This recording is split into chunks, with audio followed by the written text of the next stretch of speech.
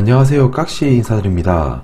아마 저 깍시의 영상을 보시는 분들은 대부분 경제에 관심이 많고 특히나 이 돈에 관심이 많은 분들일 텐데요. 구종을 불과 3일 앞둔 지금 올해는 정말 이 투자에 있어서 좋은 성과 있으시길 저 깍시가 다시 한번 기도 한번 드리도록 하겠습니다. 그리고 뭐 제 영상뿐만 아니라 이 다양한 유튜버들의 영상을 보면서 많은 공부를 하고 계시리라 생각이 드는데요. 뭐 다양한 이런 의견들과 넘쳐나는 이런 정보들 속에서 어떤 것에 우리는 집중을 해야 될지 혼란스러운 점이 많을 것 같습니다. 사실 이 투자란 것이 이 불확실성은 있지만서도 반대로 보면 그만큼 매력적인 대상이기도 하고요.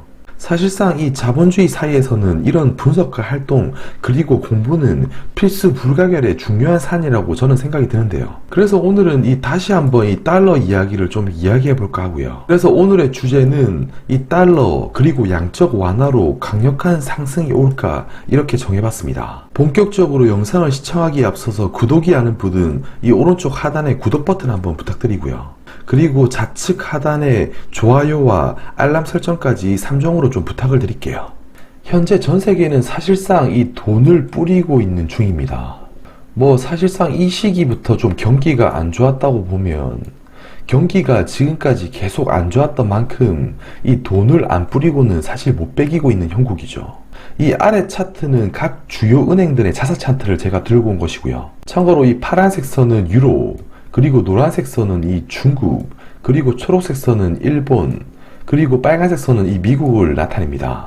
그래서 이들 흐름을 지금 보게 되면 일단 이 유로는 돈을 지금 이렇게 확대되고 있는 국면이고요. 그런데 일본은 이렇게 그 중가율이 좀 둔화되고 있다 이렇게 볼 수가 있겠네요. 그리고 중국은 반면 이렇게 확대되고 있는 국면이고요. 그리고 단연 이 미국은 이렇게 그것도 아주 강하게 다른 은행들보다도 더 강력하게 이렇게 확대 움직임을 보이고 있습니다. 그럼 이게 의미하는 게 과연 뭘까요? 이 달러가 이 시중에 이렇게 많이 풀리고 있다. 그렇단 말은 상대적으로 그 가치가 다른 통화 대비 더 하락할 수도 있다. 이렇게 해석해 볼 수가 있고요. 뒷장에서 사실상 이 이야기를 더 할 것이지만 미국 연준은 현재 이 양적 완화는 아니라고 이렇게 선을 긋지만 사실상 이 행보로 보게 되면 이미 QE를 진행한다고 이렇게 말해볼 수가 있을 것 같아요. 그래서 이 규모로 보나 지금 행적으로 보나 이 시기는 이 과거의 이 QE2 시절과 좀 비슷하다고 이야기해 볼 수 있을 것 같기도 하고요. 아무튼 다른 은행들, 이 주요 국가의 은행들을 비교해서 보게 되면 미국이 단연 유동성을 확대시키고 있는 국면이고요. 그렇다면 뭐 연준이 이 자산 매입을 통해서 이렇게 유동성을 확대시킨다고 하는데 유동성이 뭐 늘어나면 도대체 무슨 일이 일어나는 건데 아마 이 부분이 궁금하실 거라 생각이 듭니다. 그래서 지금 이 과거 유동성이 이렇게 늘어났던 국면에 이 국면과 현재의 국면을 좀 비교해가지고 이야기를 좀 해봐야 될 것 같고요. 일단 공식적으로 지금 밝혀진 2020년 이 유동성 확대 기간은 2020년 6월까지로 일단 예정이 되어 있고요. 그래서 예상대로 이 그래프가 이런 식으로 이어지게 된다면 과거 이 QE2 시절과 좀 비슷하다고 할 수가 있을 것 같습니다. 이 QE2 당시에 약 한 5,600억 달러 이 달러가 미국 연준으로부터 금융시장에 인위적으로 이렇게 주입이 되었고 지금은 뭐 예상대로 공언한 대로 20년 이 6월까지 이렇게 진행이 된다면 그래프상으로 보게 되면 약 한 4,800억 달러 정도가 이 규모는 되지 않을까 생각이 드는데요. 그렇다면 지금 이렇게 돈이 많이 풀리고 있고 이 많은 돈들은 도대체 이 어디로 흘러가게 되는 걸까요? 그렇다면 이 많은 돈들이 이 물 건너서 우리나라의 주식시장으로 좀 흘러오게 되는 걸까요? 이번에는 연준의 자산 규모와 코스피 차트를 제가 좀 들고 왔는데요. 이 코스피 차트와 이렇게 비교해서 보게 되면 QE1 시절 이 강력한 양적 완화로 주식시장을 이렇게 강하게 끌어올리고요. QE2 시절에도 양적 완화를 통해 주식시장에 이런 랠리 가도를 연출시킵니다. 그리고 여기서 중단되자마자 이 시장은 이렇게 충격을 먹고 이런 식으로 지지부진하게 되는데요. 그러다가 이 QE3 시절 엄청난 규모로 양적 완화를 이렇게 시행을 했지만 이번에는 코스피의 약발이 전혀 먹히지 않고요. 그러다가 현재는 다시금 이 양적 완화와 이 비슷한 이런 흐름이 연출되고 있습니다. 이번에는 역시 이 기가 막힌 타이밍으로 연준의 자산 확대가 이렇게 이어지자 코스피는 이런 식으로 우상향하는 흐름을 보이고 있고요.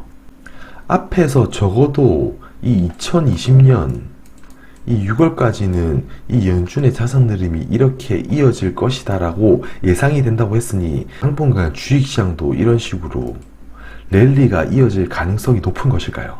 물론 이렇게 확실하게 이렇게 단언할 수는 없지만 과거를 보게 될 때 그렇게 생각해 볼 수는 있을 것 같고요. 다만 이 연준이 매입을 중단할 때까지 이런 흐름이 이어질 것이라고 한번 예상을 해볼 수도 있을 것 같아요. 다만 이 QE3 시절 이 QE3 시절에는 왜 이렇게 코스피가 지지부진했는지 이 부분에 대해서 뒤에서 계속 이야기를 좀 해보도록 할게요. 그래서 들고 온 것이 연준 자산 대 달러 인덱스를 좀 비교해 볼까 합니다. 결국 연준의 자산 규모는 이 QE1을 통해서 달러가 이렇게 약세로 돌아서게 되고요. 그러다가 QE2를 통해서 다시금 이 재차 달러 약세 압박을 받게 됩니다. 그리고 QE3 시절 이렇게 달러 약세 압박을 받는 달러이긴 한데 이미 역사상 이런 저점을 만든 박스권에서 움직이고 있고요. 이 시기는 달러를 이렇게 아무리 풀어도 달러의 하락폭이 매우 이런 식으로 더디게 되고요. 이 QE를 중단하고 이렇게 움직이자 달러는 기다렸다는 듯이 달러 강세로 이렇게 강하게 변모하기 시작합니다. 사실 이 시기는 이 달러 약세의 매우 정점인 시기로서 달러가 이미 떨어질 대로 많이 떨어진 상태였기 때문에 이 신흥국에 훈풍을 불어주기란 쉽지 않은 상태였고요. 그래서 현재를 과거와 굳이 비교하자면 이번 유동성 확대가 이 확대의 형태가 사실상 이 달러의 하락폭이 약세가 이렇게 강하게 움직여준다면 이 과거 이 QE2 시절 이 QE1 시절과 같은 상승 흐름이 펼쳐질 수 있을 것이라 생각이 듭니다. 이미 이렇게 유동성이 많이 확대되고 있고 달러는 그 흐름이 이미 하락세로 이렇게 둔화되는 흐름으로 이런 식으로 나타나고 있고요. 만약 이 그래프가 더더 이렇게 앞으로 아래로 움직여서 강하게 하락해준다면 코스피의 상승폭도 이렇게 매우 반대로 강하게 움직여 줄 것이라고 생각이 듭니다. 당연히 단연 중요한 부분은 연준의 자산 확대 국면이 언제까지 펼쳐질까이겠죠. 상황에 따라 달라질 수도 있는 부분이기 때문에 지속 관찰해야 될 것 같아요. 그래서 결국 이 달러의 가치가 이 코스피를 결정한다고 할 수 있는데요. 이 달러가 이렇게 약세로 움직이는 국면에서는 어김없이 코스피가 이렇게 강하게 움직이고요. 이 시기에 달러 약세 국면에서도 코스피가 이 근 7년간의 이런 행보기간을 뚫고 상승을 했습니다. 그래서 만약 이 부분이 이 과거 QE2와 같이 이 달러 약세로 같이 움직여준다면 코스피는 이렇게 상승폭이 이어질 것으로 예상이 되네요. 거시적으로 봤을 때 흔히 우리가 정치적으로 뭐가 안 좋니, 뭐가 좋니 이렇게 이 대한민국 우물 안에서 떠들어대지만 안타깝게도 이 코스피, 대한민국의 경제의 가치는 대부분 이 G2에서 결정되는 법이고요. 그 첫 번째는 단연 달러의 가치가 앞서서도 이야기했듯이 상당한 영향력을 가져다 주는 것이고, 그리고 이 달러가 결국 이 G2의 PMI를 좌지우지하기도 합니다. 그래서 QE1과 QE2 시절 이 달러가 이렇게 약세로 그 약세폭이 이렇게 가파르게 움직이는 국면에는 제조업 PMI도 이렇게 확대되는 국면을 크게 유지하게 됩니다. 그리고 QE3 시절에는 달러 하락이 상당히 이렇게 둔화되는 국면이었고, 이 상당히 저점인 국면에서 하락폭이 둔화되는 국면에서 이 PMI도 큰 폭으로 상승하지 못하고요. 그리고 최근 이 달러 약세가 이렇게 가속화되는 국면에는 PMI가 이런 식으로 큰 폭으로 상승하게 됩니다. 이번에 다시금 이어지고 있는 이 유동성 확대, 연준은 QE가 아니라 하지만 이미 QE가 진행 중이고 코스피는 이렇게 다시 회복을 보이고 있고, 제가 이 표는 이 ISM 미 제조업 지수를 제가 들고 왔지만 중국과 같은 나라는 이미 이 제조업 지수가 좀 회복 중이기도 하고요. 아무튼 이 달러가 충분히 하락하여 움직여 준다면 ISM 제조업 지수도 이렇게 반등하여 줄 것이라고 생각이 듭니다. 결국 이 연준, 이 페드의 행보가 이 세계 경제를 결정한 만큼 이 키가 되는 요인이고요. 아무튼 지속적으로 관찰하고 또 주시해봐야 될 것 같습니다. 끝으로 깍시 정리하면서 좀 끝내도록 할게요. 전 세계가 돈을 뿌리고 있다. 그 중에서도 단연 미국이 이 QE 같은 이런 QE를 진행 중이다. 그래서 이를 볼 때 과거의 이 양적 완화와 지금 비슷한 행배를 보이고 있더라. 그래서 우리는 이 시기를 비교해봤고 QE1 시절과 QE2 시절 그리고 QE 시절을 비교했을 때 QE1과 QE2는 이 달러 약세의 강한 하락폭과 함께 주가에 이런 폭등이 있었다.